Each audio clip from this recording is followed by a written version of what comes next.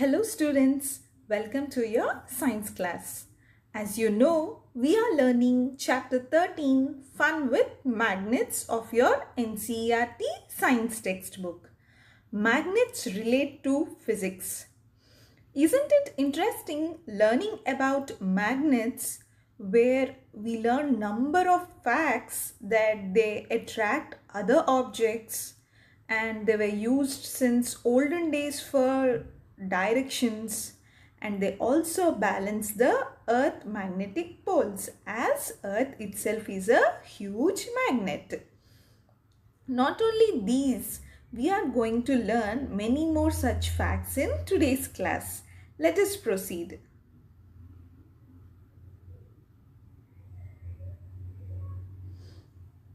Like in every class, let us recall what we have learned in this chapter till now.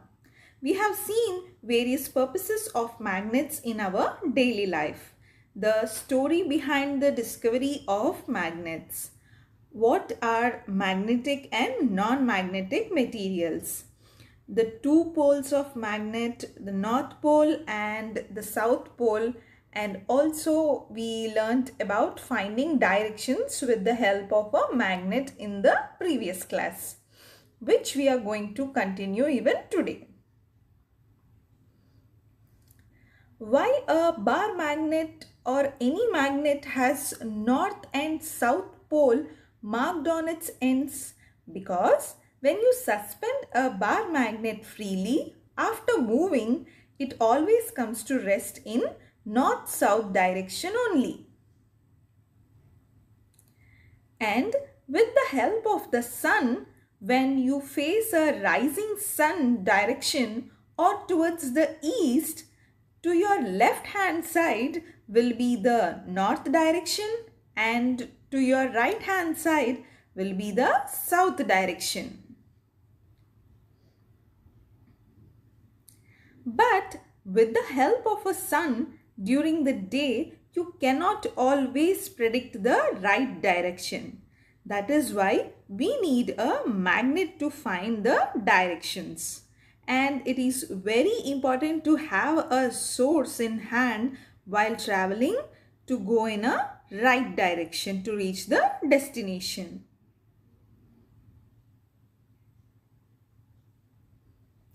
So that is why when you observe a freely suspended bar magnet, the magnet end that points towards the north direction is usually called the north pole of the magnet or the north seeking end of the magnet.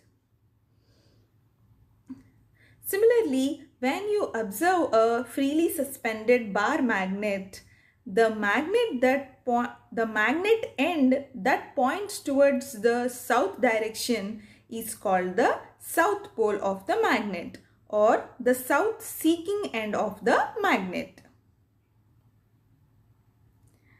So we clearly conclude that all the magnets of whatever shape they may be, the magnets have only two poles.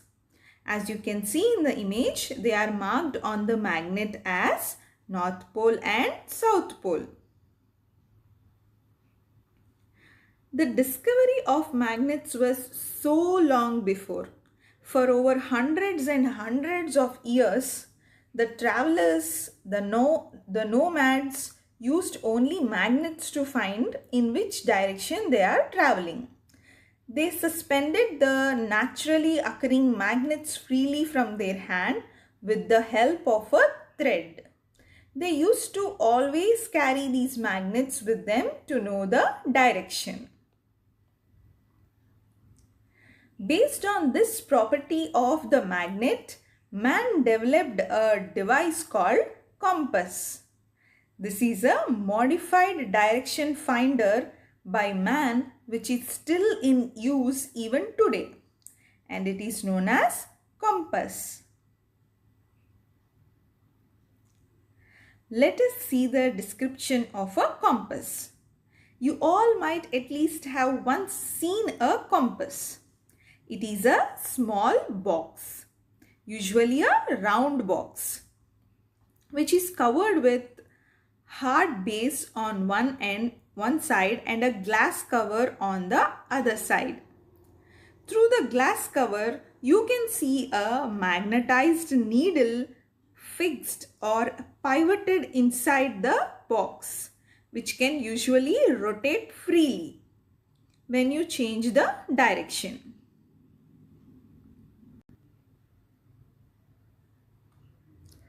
A compass also has a round dial in it with directions marked on it.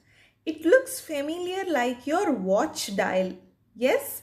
But here in a compass, the dial is marked with directions north, south, east and west. Sometimes it shows northeast, southeast, southwest and northwest directions also marked on the dial of the compass. To know the direction, the compass is kept at an even place or held evenly without any movement. As you already learned, the fact that a freely suspended magnet comes to rest position in north-south direction, the magnetic needle in a compass also comes to rest, indicating the north-south direction. And instead of the markings of north and south on the magnetic needle, the direction markings are made on the dial, and this magnetic needle rotates and comes to rest, showing its two pointed ends on the north and south markings on the dial. To make it easier to identify the north pole of the magnetic needle, it is usually painted in a different color, as you can see in the image. However, the designs of a compass, needle and the dial may vary.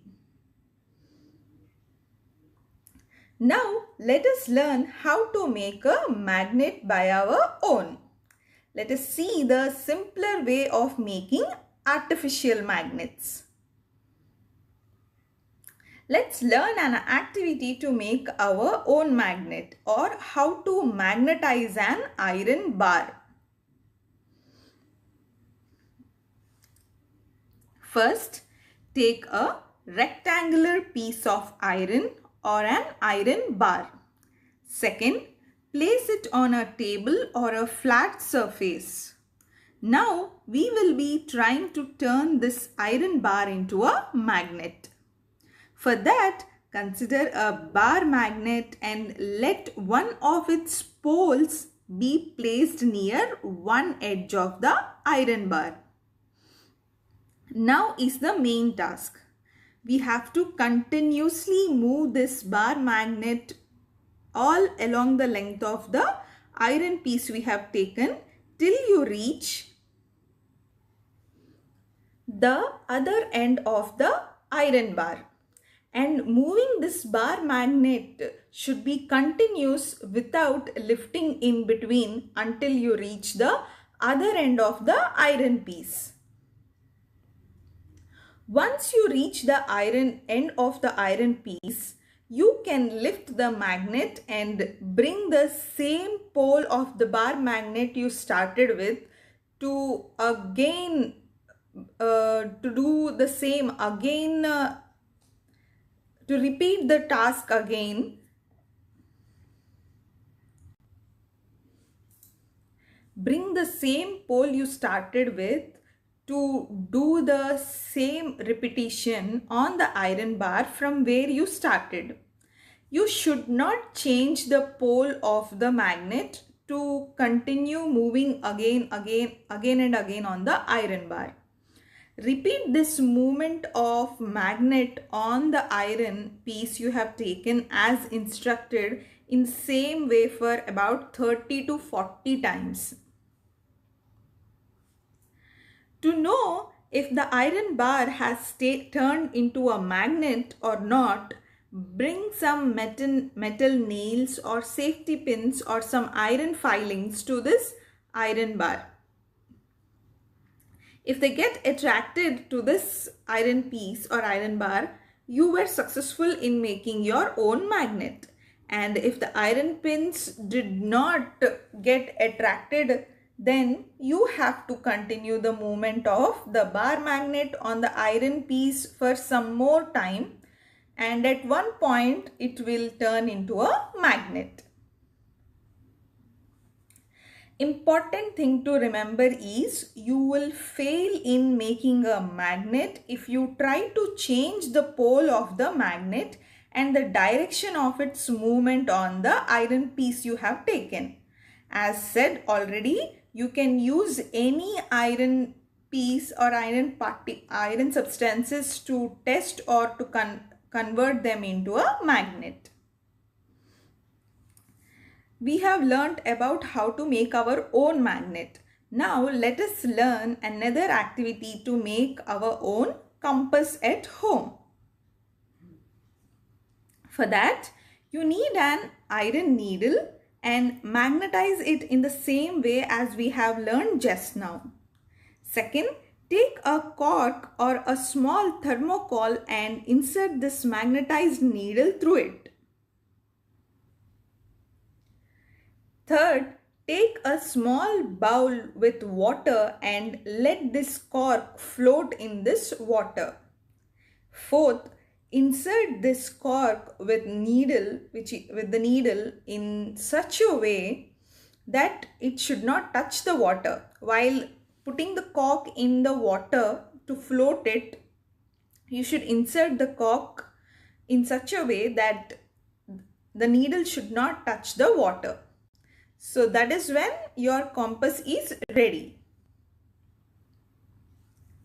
To try to make a note of this cork to recognize in which direction the needle ends are facing when it is at rest. Rotate this cork or thermocol in different directions. You can notice that the needle always comes back to the same direction after it stops rotating. That is in the north-south direction. So this is how you observe your homemade compass. We'll continue this chapter in the next class, children. Thank you.